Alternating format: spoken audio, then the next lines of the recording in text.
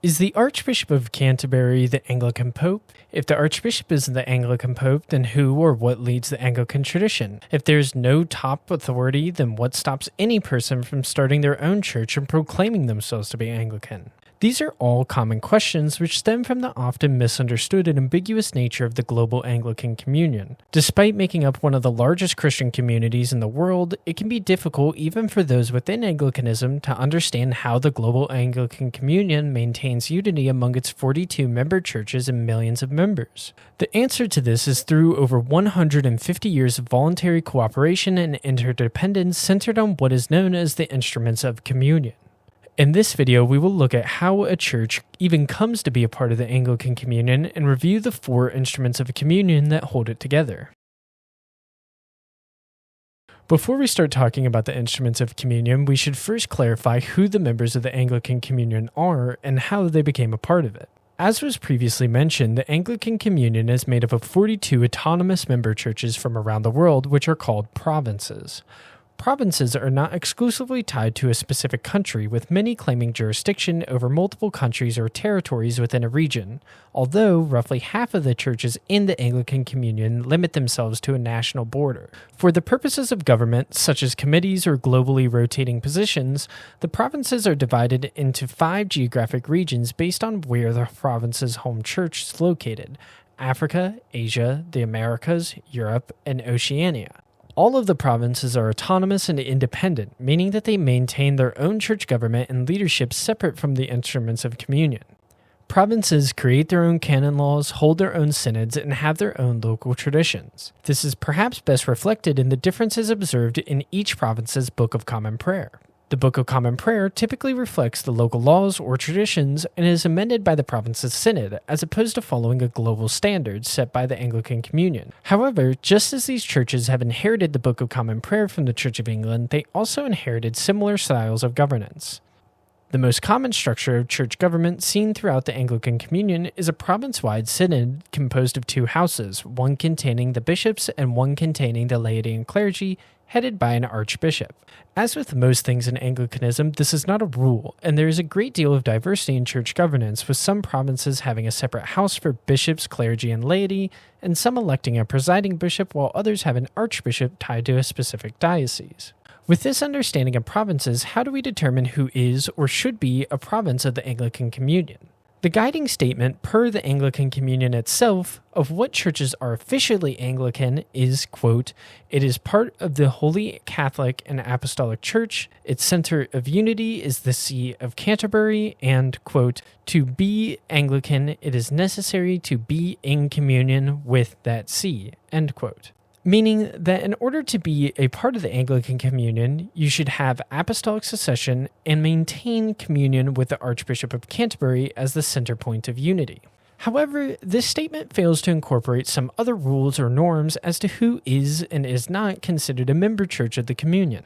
The first additional rule is that membership in the Anglican Communion is a voluntary bilateral agreement between the instruments of communion and the leadership of a church. The instruments of communion must approve and recognize the church seeking to join the Anglican Communion, and the church must agree to maintain unity with the Archbishop of Canterbury. Additionally, member churches all share a common heritage coming from the Church of England, either through the granting of autonomy by the Church of England, such as the Anglican Church of Australia, or through mission work done by either the Church of England or a descendant Anglican church, such as the Anglican Church in Japan. This shared heritage brings with it a number of unique practices and doctrines, some of which have already been discussed. Member churches typically have a 3-fold ministry of deacons, priests, and bishops, a Book of Common Prayer, and some type of acknowledgement of the importance of the 39 Articles. While none of these are necessarily requirements, it is expected that provinces receive and maintain the standards of faith and doctrine from the Church of England, which are then adapted locally. Now that we understand what the provinces of the Anglican Communion look like and how they came to be considered members of the Communion, let's look at the first and arguably most important instrument of communion, the Lambeth Conference. Around the 1860s, concerns had started to grow among the Episcopal Church of the United States and the Anglican Church of Canada that as the British Empire continued to grant autonomy to regional churches, Anglicanism would not only drift apart, but find itself embracing heresy. They began petitioning the Archbishop of Canterbury, Charles Longley, that as the leader of the largest and oldest church in the Anglican world, he should call a global synod of some type to maintain cohesion and unity among Anglican churches. Archbishop Longley dismissed the idea as he was limited in authority to even call a synod in the Church of England, let alone a global synod. Similarly, a rather large minority of bishops considered the calls for such an organization to be too similar to the institutions of the Roman Catholic Church and were concerned that it would diminish local church autonomy. However, this would change in 1865 following the failure to depose the Bishop of Natal, Joseph Colenso, who had begun to preach to his diocese the concept of biblical fallibility and allowed the practice of polygamy among some of his parishioners. The theology of Bishop Colenso and the inability of the local church to depose him showcased that the concerns being raised to the archbishop not only had validity, but were pressing issues. So a compromise was made, and a conference, not a synod, would be convened at Lambeth Palace, presided over by the archbishop in 1867, beginning a now 159-year tradition of Anglican cooperation. The first question one might have is, what is a synod and how is a conference different from it? Broadly, a synod is a gathering of church officials, in the Anglican context, the aforementioned houses, that meet to decide official binding church laws, doctrine, or theology.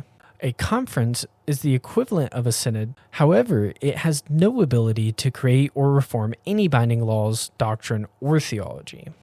For the Lambeth Conference, which was created expressly not as a global synod for Anglican churches, this means that the largest meeting of Anglican bishops and church leaders in the world has no ability to pass any resolutions that are binding to the churches attending it. So why have this meeting at all if it does not produce any type of obligatory laws or stances which the churches of the Anglican Communion must abide by? An easy and quick way to understand this is to think of the Lambeth Conference and its resolutions as the United Nations and its resolutions. While neither organization can enforce their resolutions upon its members, the resolutions themselves still carry weight in discussions and can be readily adopted by members as they see fit for their particular situation. Another benefit of the Lambeth Conference's resolutions is that over time it has provided more definitive statements to clarify what being in communion with the Archbishop of Canterbury looks like, as well as clarifying what the general norms of Anglican doctrine are. For example, in the 1888 Lambeth Conference, resolutions were passed which condemned the usage of grape juice in communion and stated that provinces should not administer the sacraments to guilty parties in a divorce caused by adultery. While neither of these were binding resolutions and both would later be altered, they over time became norms by which the churches of the communion abided by. Due to this power to pass resolutions which clarify the norms of Anglican doctrine and tap into the minds of the largest collection of bishops in the communion, Lambeth has also served a special position in ecumenical relations with other Christian traditions.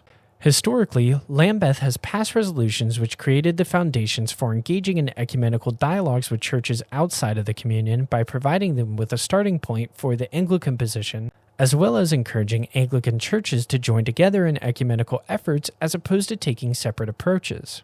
For example, the Chicago Lambeth Quadrilateral was a resolution adopted by Lambeth in 1888 which outlined 4 points necessary for Christian unity as seen by the Anglican Communion. While these points were non-binding, they nonetheless were widely adopted throughout the communion and served as the foundation for engaging in dialogues with the Eastern Orthodox, Roman Catholic, and Lutheran churches. Another power which the Lambeth Conference shares with the United Nations is the ability to create committees and use its resources to generate reports on issues and topics relevant to the Anglican Communion. These committees are organized with the consent of bishops throughout the communion and therefore operate at a higher level of authority, granting them a bit more sway or access than independent or third-party organizations. These committees can vary in duration and goals. Some are permanent councils which operate with a broad mission statement, while others are temporary, only generating reports on specific issues for the bishops to review before the next conference. It is again important to emphasize that the findings and recommendations of these committees are not binding, but rather informational. Famously, a committee founded after the First Lambeth Conference recommended the removal of Bishop Colenso from his position. However, he stayed in the bishop's seat for an additional 15 years. As the Anglican Communion continued to grow and Lambeth's duties expanded, more bishops began calling for the creation of new instruments of communion. in particular, one which would be more actively involved in assisting in things like ecumenical relations, missionary work, and organizing research committees. Lambeth would heed their calls and in 1969 combined two of its permanent councils, the consultative body of the Lambeth Conference and the Advisory Council on Missionary Strategy, to create the second instrument of communion, the Anglican Consultative Council. The 10th Lambeth Conference in 1968 was the first to take place after the effective dissolution of the British Empire, which had granted independence to its last major colony in Africa, today Botswana, in 1966. The effects of this were immediately evident, with the number of bishops at Lambeth ballooning from roughly 310 in 1958 to roughly 460.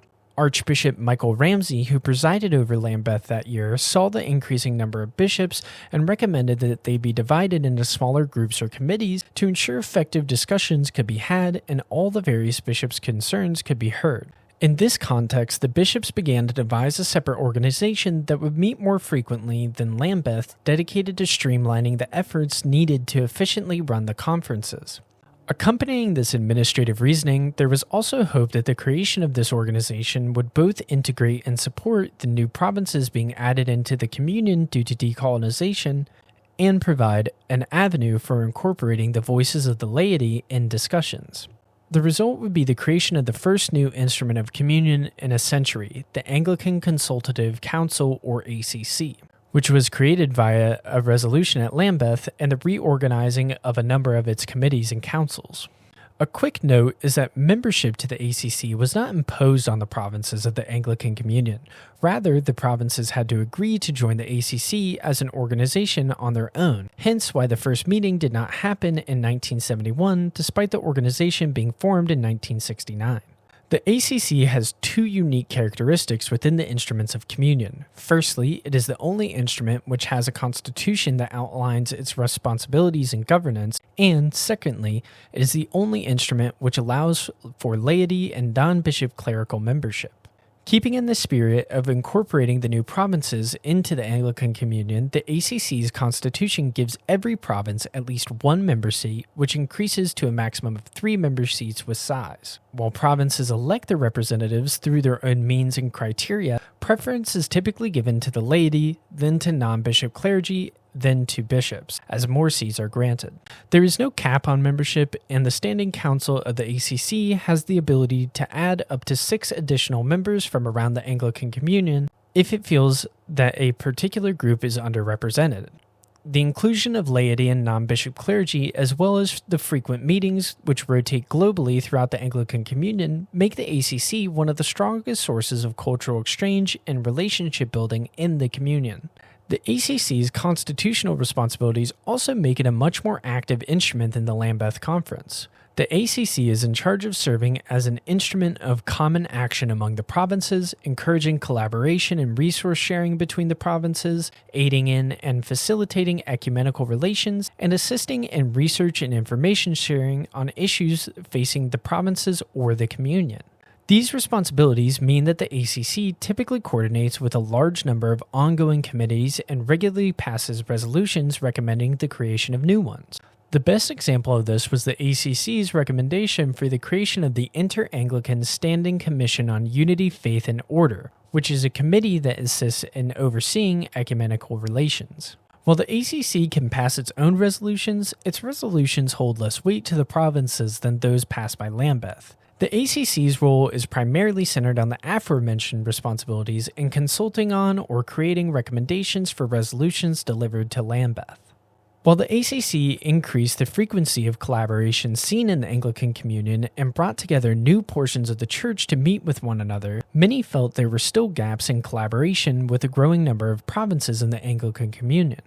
Accompanying these criticisms was a feeling that the instruments were suffering from a lack of authority, which impaired their effectiveness. Thus, again, a committee originating from the Lambeth Conference, known as the Primates Committee, evolved to fit the needs of the Anglican Communion, turning into the third instrument of communion, the Primates Meeting. Before giving a brief overview of the history of the Primates Meeting, we should clarify what a primate is. A primate is the leader of a province or Anglican church, typically an archbishop or a presiding bishop. As was mentioned earlier in the section on member churches or provinces, how exactly a primate is chosen and their authority within a church is specific to the province. In 1958, the Lambeth Conference passed a resolution that created a committee presided over by the Archbishop of Canterbury, which was composed of the primates of the provinces of the Anglican Communion. The goal of this committee was to establish regular meetings between the leaders of the churches around the communion, occurring roughly every 2 years, to engage in discussions on the state of the communion and assist the Archbishop of Canterbury in responding to issues raised by Anglican bishops. This committee would grow in scope to unofficially take on a number of roles in the communion in areas the bishop, or even the primates themselves, felt strong leadership was needed. Many of these roles would eventually be placed under the ACC and shape that institution as it is seen today. This shifted the primates' responsibilities to more consultative roles and to acting as liaisons between their churches and the instruments of communion. The Primates Meeting started to become more of a leadership committee working alongside the Archbishop of Canterbury in the running of the instruments of communion, as opposed to just responding to the issues being raised by bishops. A common term used here is that the primates were acting collegially or sharing in equal power with the Archbishop of Canterbury, which was especially evident after the creation of the ACC. By 1978, the Primates Meeting was separated from the Lambeth Conference and was elevated to the level of an instrument of communion. Today, the Primates Meeting continues many of its previous duties just in a more elevated position. It does not pass resolutions like the ACC or Lambeth Conference does, but it still releases official communiques that provide the collective opinion of the primates from around the Anglican Communion on various issues or topics. The primates also regularly request the ACC to create reports for distribution around the communion and send both the other instruments proposals for possible resolutions. The primates and the Primates Meeting serve as a resource to be tapped on by both the Lambeth Conference and the ACC, with both organizations regularly using primates for leadership roles, assistance in their operations, and regular collaboration. The Primates Meeting also serves as a mini Lambeth, in that it is a general temperature check on the state of the communion and its stances without needing to gather hundreds of bishops from around the world. At times, a regular emergency primates meeting might be called in order to address matters considered to be of immediate importance to the communion, such as when the Episcopal Church of the United States consecrated its first openly homosexual bishop in 2003. Another unique characteristic of the Primates Meeting, which has drawn a lot of attention from reformers, is that it possesses a lot of natural authority simply derived from the fact its members are all leaders of provinces.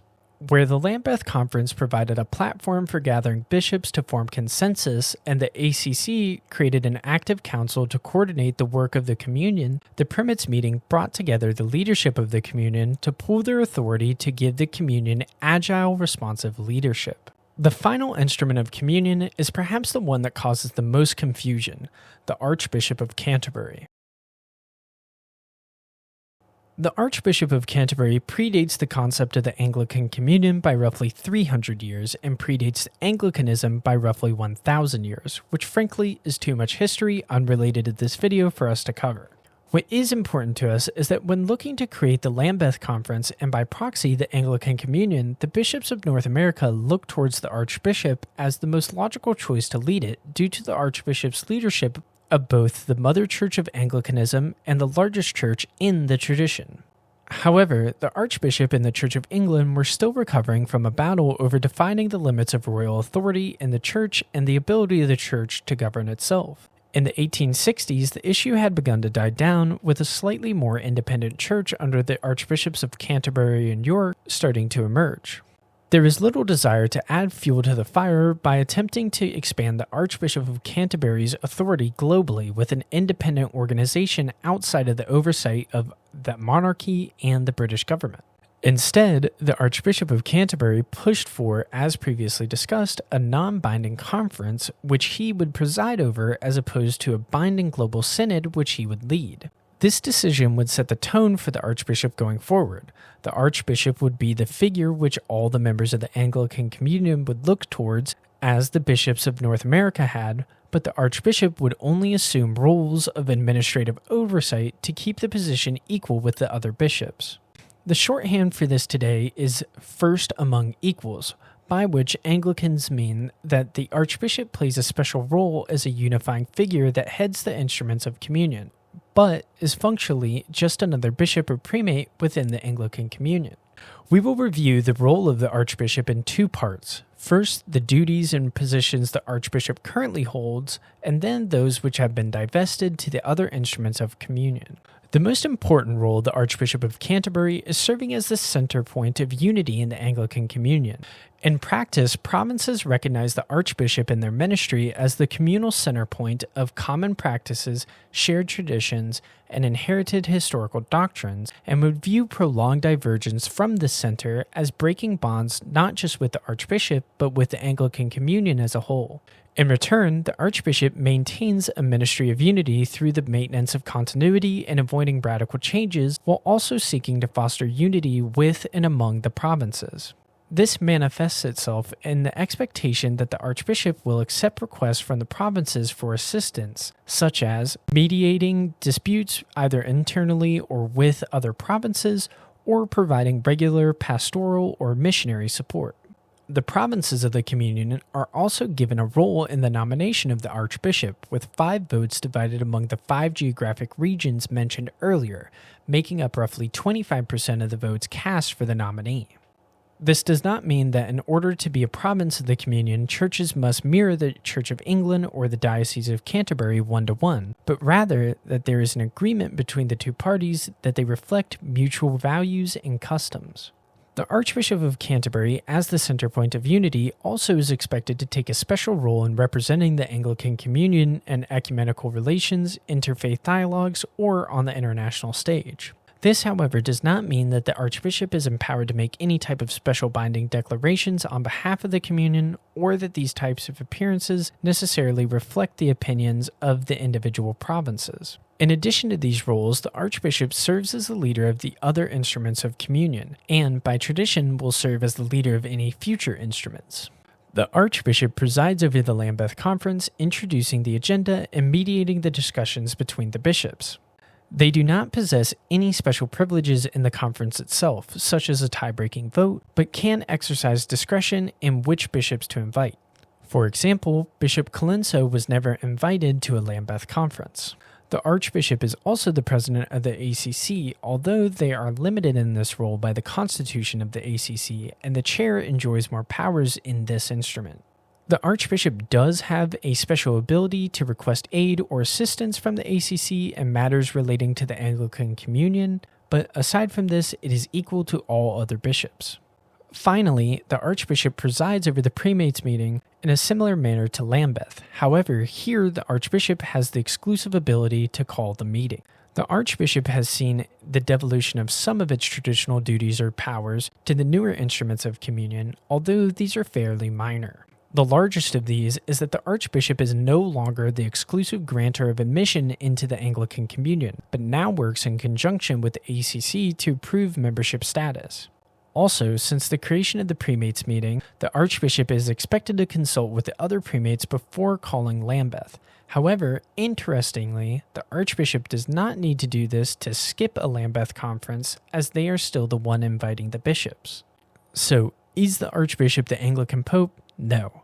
As we see here, the Archbishop is much more, quote-unquote, of the bishops than the Pope, and holds primacy in the oversight of debates and meetings as opposed to doctrine. Before we conclude, I'd like to do a quick review of the 4 instruments of communion.